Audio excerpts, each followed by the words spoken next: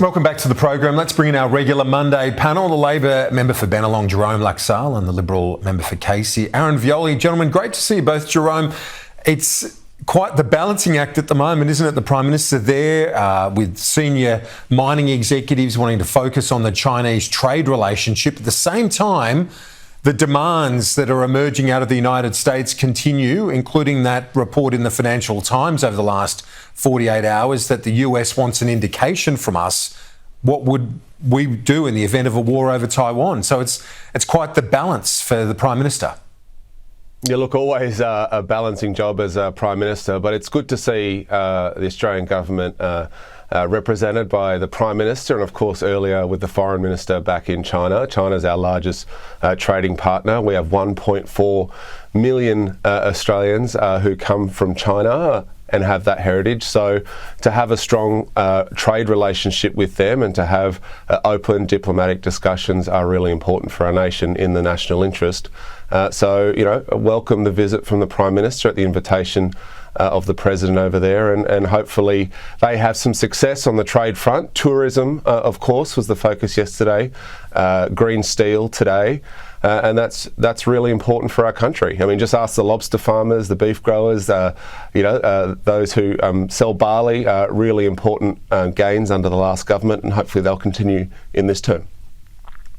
Things have turned around quite dramatically on the China front. At the same time, Aaron, we're seeing the difficulties out of Washington, almost the roles reversing to some extent over the last couple of years.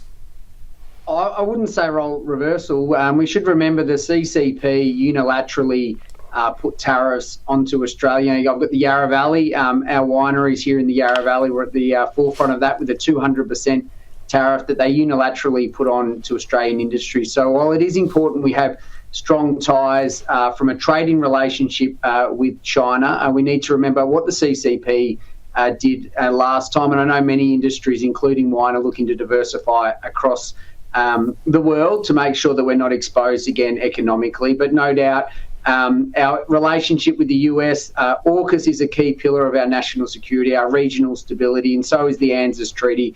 And we need to continue to do both, as we've done as a nation for decades, have a strong economic relationship with China and work with our allies across the globe to make sure we have strong security in the Indo-Pacific and at home as well. The Prime Minister was talking about the people-to-people links, the sporting links, and really talking up the positives. Kevin Muscat, former Socceroos, the PM having a bit of a gag with him as well at one point as he was presented a Shanghai Football Club jersey. Have a look.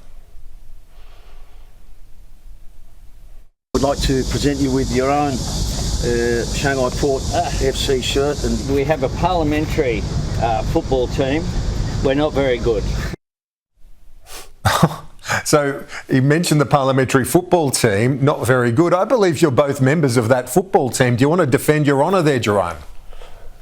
Mate, talk about a diplomatic incident. I think he'll have to do some diplomacy when he comes back home, the Prime Minister. I mean, what a stab at us. Aaron and I are members of the parliamentary football team, and I think particularly in the last term we saw the quality improve. But look, it's great to see football part of our diplomatic efforts. I mean, the Prime Minister's very fond of rugby league, but football is the world game. We were in Indonesia recently, and football was a part of our diplomatic efforts there. Merging football and trade. It's something, we could have been doing for a long time. I think this government gets football and hopefully, Kevin Muscat, 2 successful seasons over there. Hopefully he doesn't bring what he did on the field into his diplomatic efforts over there. Kevin Muscat, he was a bit of a hard man on the football field, that's for sure. Yeah.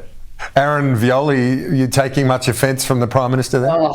Deep offence, Kieran. That was. I must admit, I haven't seen the PM out on a Wednesday morning having a look at as Jerome said, the new MP's last term. It might have been a few terms ago he was referring to. So, deeply offensive slur to the parliamentary soccer team. I'm sure we'll the Labor colleagues will be having a word to him, and maybe we can get him down for a kick on a Wednesday morning. But as Jerome said, sporting diplomacy is an important part of how we operate as a nation, so it is good to see Kevin Muscat, the hard man of Australian soccer over there, coaching at Shanghai FC. So we'll put the slur to one side, and hopefully that can strengthen that relationship. We need to continue to those trade and tourism opportunities in the Yarra Valley again is really important for my community, that's for sure.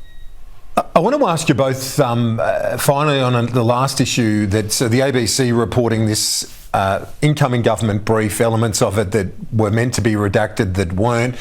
Aaron, good story, but I was a bit sceptical about whether or not this was a mistake or not. It looked like a bit of expectation management to me as the Treasurer is trying to build a bit of momentum towards reform.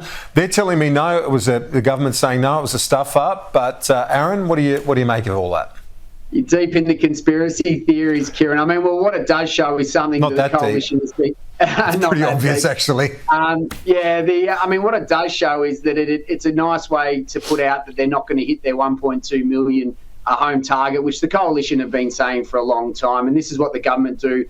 You know, they do the politics, as we've said, of setting a big ambitious target, but they don't deliver on it. And obviously, again, showing that the budget isn't sustainable. The coalition have been talking about that. Now that those upside revenue windfalls have come off in the last couple of years, we see deficits in as far as the eye can see, and no answers from the Treasurer. So potentially he is trying to soften expectation, but it really shows his complete failure to deliver, and Minister O'Neill's failure to deliver on housing, two core issues for our country. Let's, Jerome, I want to get your thoughts on this too, because the other thing is about raising revenue and reducing expenditure. I don't think there are many economists that are going to be shocked by what they've read in that incoming government brief, Jerome. No, look, we've been really open about the challenges that we face. Just going back to Aaron's commentary on housing, we've said over and over that we need to do more on housing delivery. We've set an ambitious target. We are not on target, and we need to do more to do that. And you'll see more of that this term. The Treasurer also outlined in his address to the National Press Club that we have work to do to make our budget more sustainable, and he wants to see ideas at his productivity roundtable that will be budget neutral or make the budget more sustainable. This is no surprise. Presented the Treasurer's words, perhaps in a different form through the Treasury leak, but he's very much said these things more or less in his public comments, as has the Housing Minister. We need to do more. I look forward to seeing how the 3 days goes. We've had the agenda released, and an important 3 days for the nation. Jerome, Aaron, great to see you both. Keep up that football practice. Look forward to watching myself. I'm not going to do a hamstring and come and join you, but I'll come and watch. Aaron, Jerome, appreciate it. Thanks.